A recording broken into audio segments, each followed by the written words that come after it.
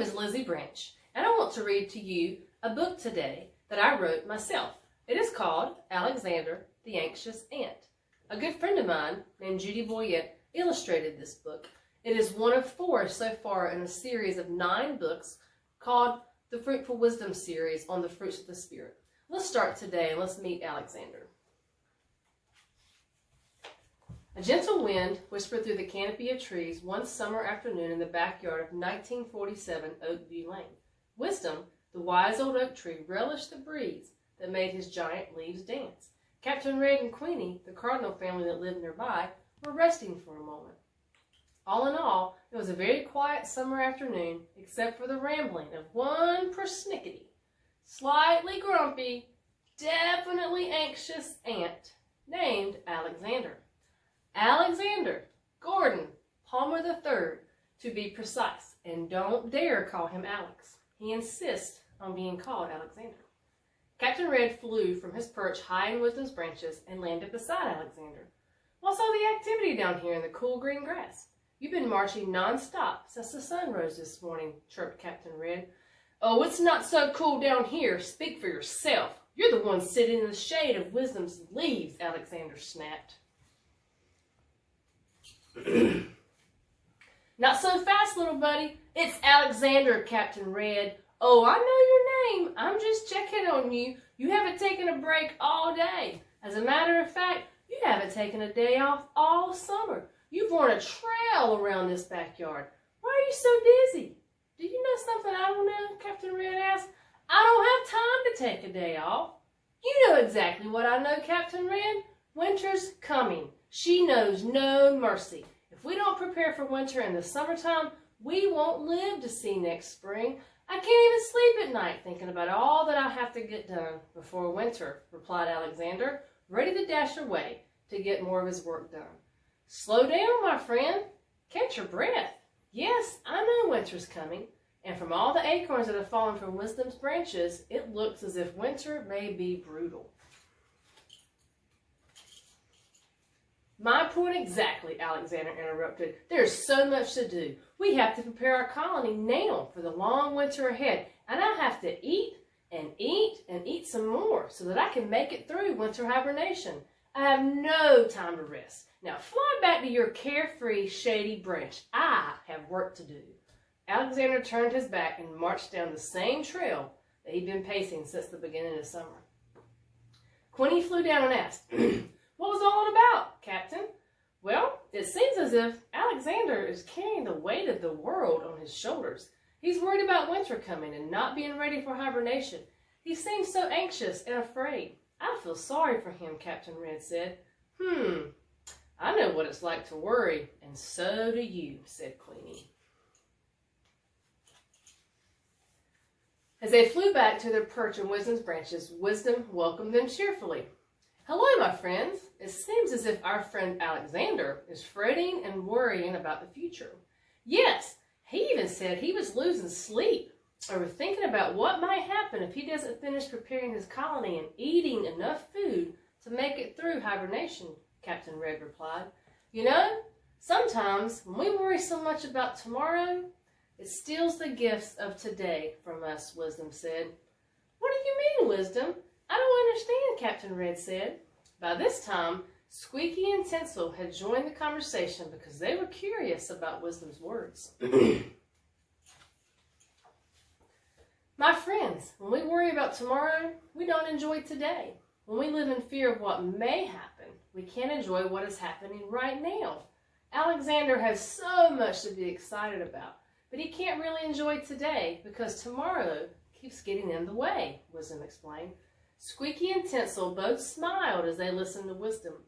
Wisdom had helped them understand the beauty of working together to collect acorns for the cold winter while still taking time to enjoy the backyard they loved so much. Their hearts ached for Alexander as they watched him marching back and forth, seeing none of the beauty around him. "How can we help him?" Tinsel asked. "Yeah, what can we do to help Alexander enjoy the beauty of summer?" Squeaky asked. "It can be hard to convince someone to stop worrying about the future, right, Squeaky?" Wisdom asked. Squeaky chuckled as he remembered when he used to race around the backyard of 1947 Oakview Lane and hit as many acorns as he could find without being concerned about anything else, even his sister Tinsel. Well, Wisdom, I had to learn that ultimately I'm not in control of my life. I could work hard, but I also needed to think about others. I learned to have peace in my heart by knowing that. That's it! That's what Alexander's missing, Quinny exclaimed. He's fretting because he doesn't realize that doing your work well to be prepared is important. But so is understanding we can't control the things that happen, and we have to trust others to help us through hard times. Then we can have peace in our hearts. That's it. That's what Alexander is missing, Quinny exclaimed. He's fretting because he doesn't realize that doing your work well to be prepared is important. But so is understanding we can't control things that happen and that we have to trust others to help us through hard times. Then we can have peace in our hearts. Ah, my dear friends, I think you have it figured out. Alexander may need his friends to help him understand what peace really means, Wisdom said. Early the next morning, before any other backyard creature was awake, Alexander was toiling away. He hadn't even eaten breakfast because he was so focused on his work for the day. Oh no! I better stop and get something to eat, or I'll never make it through winter hibernation, he cried as he turned around and hurried back to his anthill. Wisdom watched as panicked Alexander hurriedly trekked back home. Well, well, Alexander, where are you going so fast? Wisdom asked. Startled, Alexander stopped marching. He seemed surprised to hear Wisdom's voice so clearly. Usually, Alexander was so lost in his own thoughts, he never really listened to what was going on around him. Wisdom, do you worry about things as much as I do? I mean, I can't even sleep at night because I'm thinking about all the bad things that might happen to me. And I'm so tired of trying to remember everything I need to do, Alexander said. Well, my small but mighty soldier ant, I don't worry much about anything. But I have been concerned about you lately, and so have your other backyard friends. Squeaky, Tinsel, Captain Red, and Queenie have all been watching you march all day long and well into the evening without even taking a break. They have? You have? I didn't think anyone had even noticed me. I feel all alone. I feel trapped inside my anxious thoughts and fears. That's it. I feel trapped, said Alexander. What do you mean, Alexander? What makes you feel trapped? Look at the amazing world you have around you to explore. And think of all the wonderful friends in our backyard. We can enjoy life together, Wisdom said. Oh, I don't know why I feel trapped, Wisdom. I've got to go. I've got too much to do. Oh no, and I have to eat first. I'm never going to get everything done. Early the next morning, Squeaky and Tinsel were awakened by the swaying of the big branch that held their nest. Is that a storm coming? Tinsel asked, peeking outside to see what was really going on. I don't know, but it sure woke me up, Squeaky said. Good morning, my friends. Didn't mean to wake you up so early, Wisdom called out to them. Oh, it's okay, said Tinsel. We can just get our day started early. Someone else got his day started early too, said Wisdom. Who? Said Squeaky. Alexander.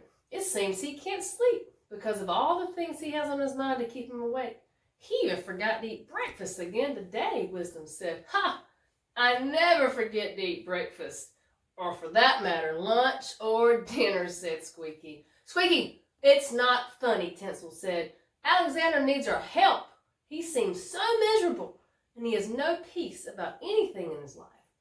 Do you think he knows what peace really means? Do you think he knows he needs peace instead of all that fear and anxiety? Squeaky asked. I do, Wisdom said. I think he knows what he needs, but he has a really hard time trusting that his needs will be met if he slows down and enjoys all the amazing things and friends in his life. He can't sleep because he is thinking too far ahead.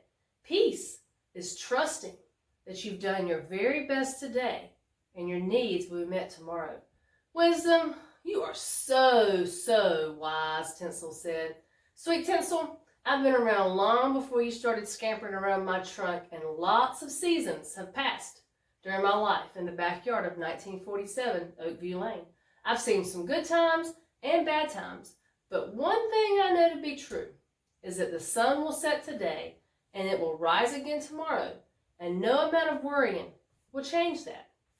Sometimes, when your work is done, you just have to trust what tomorrow will bring. That is peace, Wisdom shared. And that is exactly what Alexander needs, peace. How do we give it to him, Squeaky asked. You and I both know that peace is invisible. It's something you have to choose inside yourself. Nothing on the outside can give you peace, Squeaky, Wisdom said. Squeaky sighed a little bit. He felt disappointed. He thought helping Alexander would be a little bit easier. Squeaky and Tinsel made their way down Wisdom's trunk to search for acorns in the backyard. They saw Captain Red and Queenie by the grapevine, tending to their babies. They heard the chickens clucking nearby in the freshly mowed green grass. Gunner, the golden retriever, was napping happily by the back door to the house. I wish Alexander could enjoy life here in the backyard too, like we do, and not be so anxious, Tinsel said. Yeah, me too, Squeaky said. Later that afternoon, the peaceful calm was interrupted by a distant roll of thunder. The summer heat created the perfect environment for a late afternoon thunderstorm.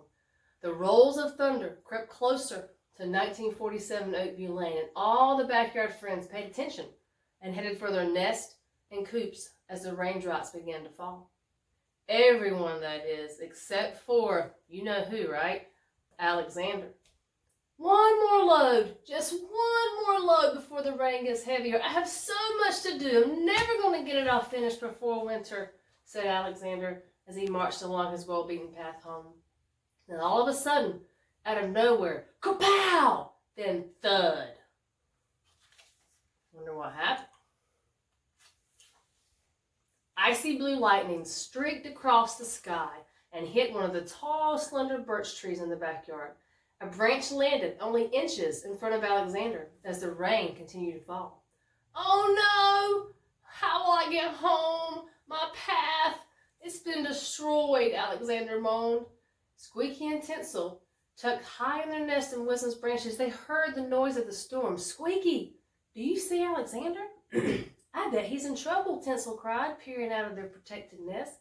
Let's go find him, Squeaky said. Within a matter of minutes, the summer storm cooled off the steamy backyard and moved on. Squeaky and Tinsel scampered down and around Wisdom's trunk, looking for Alexander. They found him drenched and crying right in front of the fallen birch tree limb. Alexander lifted his head as he heard them approaching and said, I heard the thunder trying to warn me in the distance, but I kept working. Then the rain came, and this branch almost hit me. My trail is washed away, and now I can't get home, he cried. Oh, Alexander, I know you're scared, but you're okay. You made it through the storm, Tinsel said. And now we can help you, Squeaky said.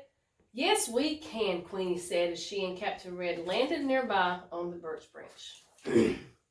Squeaky and Tinsel quickly sprang into action and pulled the branch to the side.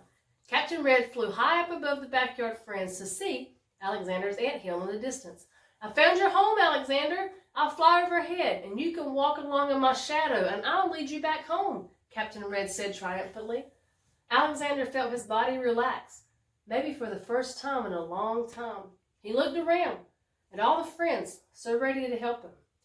He had always felt so anxious and worried, but now that something really bad had happened, he felt hope and peace.